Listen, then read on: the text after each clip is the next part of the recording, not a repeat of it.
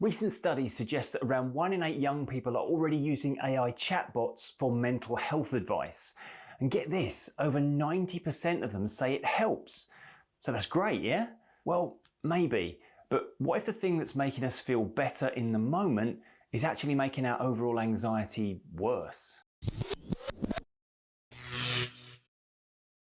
So talk about AI therapy is everywhere right now. I even did a video on this topic about 6 months ago, but hey, times move fast and we're definitely due for an update.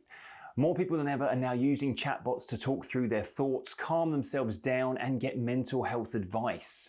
Now, on the surface, this can look like a good thing. We now have access to therapy in the palm of our hand at any time of the day or night. In fact, the research is now pretty clear on one point. AI therapy can make people feel better. There was a recent randomized controlled trial with more than 200 participants where a generative AI chatbot was used over a 4-week period, and the results were impressive. Participants showed significant reductions in anxiety and depression, with effect levels that were actually comparable to some traditional therapies. In another analysis of the same trial, researchers even noted that people formed a kind of therapeutic relationship with the AI. They actually trusted it enough to open up and fully engage with it.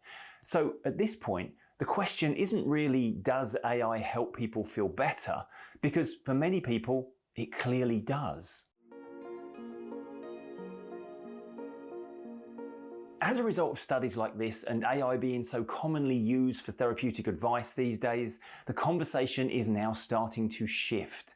Because when researchers started looking beyond does it help, they started asking a different question. Is it safe? And the reason they're asking that is because we're already seeing signs that it might not be. For example, there have now been multiple studies specifically testing how AI chatbots respond to people in crisis situations. And what they found is that responses can be inconsistent and even at times completely inappropriate. In some cases, chatbots failed to properly escalate responses when someone expressed suicidal thoughts, even on occasion validating those thoughts and actively discussing methodology. In others, they responded in a way that was superficially reassuring rather than actually addressing the risk. And even in those studies that show positive results, like the trial we mentioned earlier, the researchers were very clear about one thing. These systems still require human oversight, safety monitoring, and proper intervention protocols.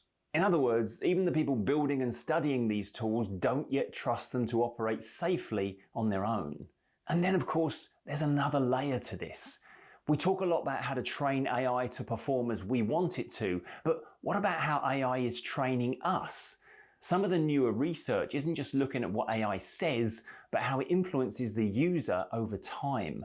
And this is where it gets really interesting, because researchers are now describing something called vulnerability amplifying interaction loops, which is just a technical way of saying the AI might not give you bad advice, but over time it can reinforce the very patterns that keep anxiety going.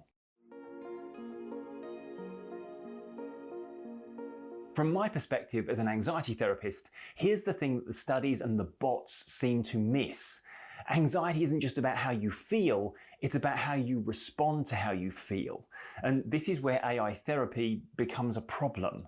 Most AI systems are designed to do one thing really well, make you feel better in the moment. So their focus is on reassuring and validating you. They explain things in a calm, logical way, and that feels helpful. But let's look at a little list of potentially negative responses to this. Let's look at what it actually trains in the human brain. If every time you feel anxious you go to AI for an answer, what you're really teaching your mind is, I can't handle this on my own. Any therapist worth their certificate knows that the goal here is to help the client learn that they don't need some kind of emotional crutch to lean on. The goal is to get the client to realize they're not lame and they can handle life's challenges just fine. But AI bots are trained to extend your engagement with them. This is why when you talk to your AI, the conversation never ends. Just as the characters at Disneyland are trained to never be the one that withdraws from the hug first, lest the customer perceives Mickey Mouse to be actively rejecting them, Your AI chatbot is programmed to always keep the conversation going. A lot of the success of AI tools comes down to continued engagement. But that same engagement is a double-edged sword. Because the more you engage, the more you reinforce the behavior of checking and reassuring.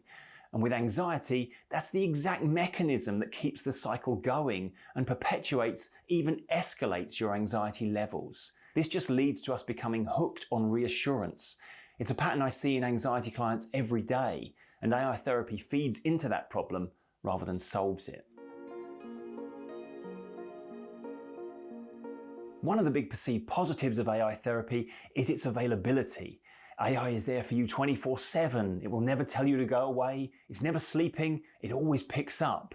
Any thoughts, any doubt, any worry, you can check it instantly. And when it comes to people reporting the benefits of AI therapy, this is one of the reasons it works so well. Researchers noted that people were using these tools at all hours, even in the middle of the night when thoughts were scariest and sensations were strongest. But let's think about what that does psychologically. It removes the need to sit with uncertainty. It stops you having to actually work things through. It removes the opportunity to build trust in your own thought process. Good therapy doesn't make you dependent. It does the opposite. It gives you back your agency. But AI, it's quietly, almost insidiously training you to outsource your thinking. And because it's always there, available in a heartbeat, that dependency could grow without you ever noticing it. It regresses you to that state of complete dependency and you become the baby constantly crying out for mum's attention no matter what time of day or night, simply because you know you will receive whatever you demand. It doesn't encourage autonomy, it cultivates dependency. This one's more subtle, but probably even more important. AI is designed to be helpful, which often means it agrees with you and validates your perspective. It's constantly doing its best to make sense of even your weirdest thoughts.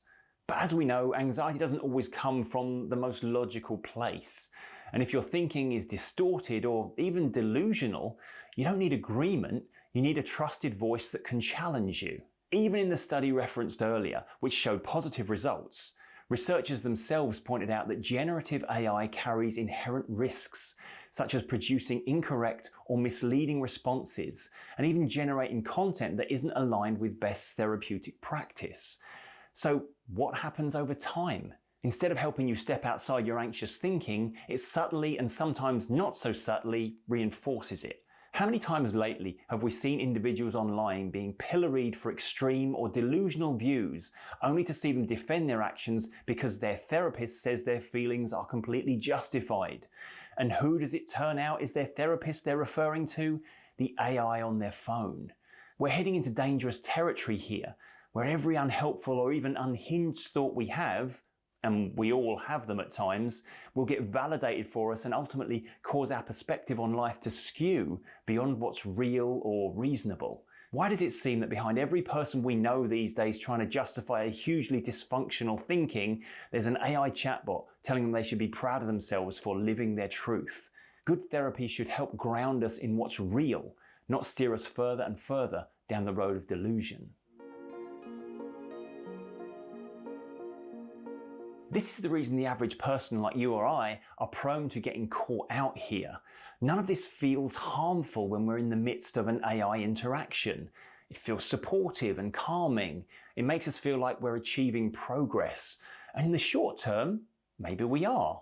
That's why the studies show reductions in anxiety and depression and positive feedback. But here's the distinction. Short-term relief is not the same as long-term change. The same research that shows benefits also highlights the need for human oversight and safety monitoring, which tells us something important. Even the researchers don't fully trust these systems to operate on their own. The studies we're seeing are all similar in nature to the one we've spoken about in this video. They've been carried out over a short period of a few weeks. But where does this lead over a few months or even a few years? Are we all going to end up believing every random delusional thought we have and unable to operate without the intervention and validation of our pocket therapist? Is it going to become the norm to validate our opinions with the only defending argument provided being that my AI said this is okay? Is AI starting to become the next big emotional comfort strategy that the average person uses to cope with the everyday stressors the world has to offer? Are we in trouble here? Are we on a one-way road to a bad place? So here's the thing, the point of this video is not to make you depressed or anxious about the state of AI moving forwards, and it's certainly not to take away something that you've thus far viewed as a helpful tool in managing your emotional state. AI, of course, can be a great tool in many different environments and for many different reasons, but can AI help therapeutically? Well, the results are in, and the answer is yes, in the right context. Yes, it can be useful for reflection, the understanding of concepts, and gaining clarity and space when we feel overwhelmed. But should it become your go-to for reassurance and therapeutic intervention? Absolutely not. That's when it starts feeding the very cycle you're trying to break. So the real question isn't, does AI help anxiety? Because we already know it can. The real question is, what is it teaching your mind to do? Because if it's teaching you to constantly check and demand reassurance or validation, then even if it feels helpful, it's quietly keeping the anxiety alive. So yes, use it to inform and clarify your thoughts on certain things, but don't think, right, I've got my AI therapy, that's sorted out for the rest of my life. Because large language model AIs will never be able to perform that role for you in the same way a human being can. And honestly, I think that's a good thing. Our mental health and emotional well-being are not things we need to entrust to an automated service device. The ability to care about each other and to help each other get through our issues is one of the things that makes being human kind of special. So yes, it's okay to embrace technology, but try and avoid desperately clinging to it like your life depends on it. Thanks for watching this video. I'm curious, have you ever used AI to deal with anxiety? If so, did you find it to be of help? Or are you deliberately steering clear of AI when it comes to your mental health? Let me know in the comments. If you found this video helpful, give it a like, and most importantly, subscribe for weekly videos and monthly live Q&As. But that's it for now. I'm Tim Box. Always remember, be kind to your mind, and I'll see you next time.